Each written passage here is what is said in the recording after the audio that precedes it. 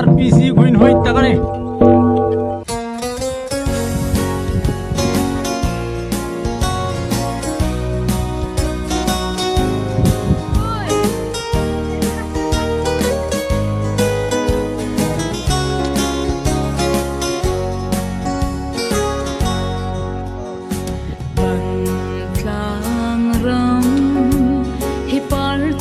reng an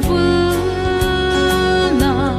ava moi ngei darang kan leng na nam tin leng khoi ang kan kai na ram hi ful kho the nga thlir chang in amoi zo aboruk an Kuyan hoi boxi zo kai chlifi dam ten ashang vela par rim tui legin fir tui alonga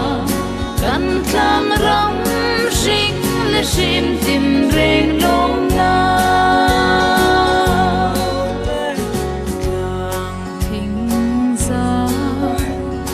khoi bate an kai na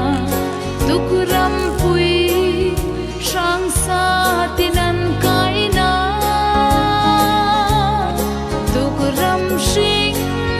moi sham thêm hai inan oi o amoi an hoi si atlang klonin aborok an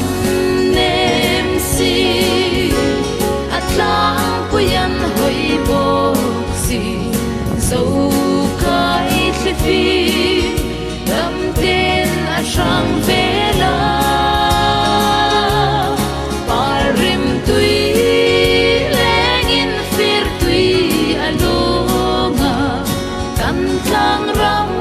shing le shim tin reng long na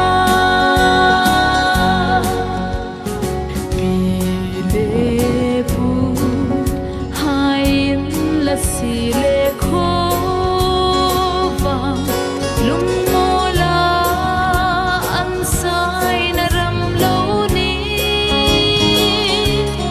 thang thar han khowang la si leng lekin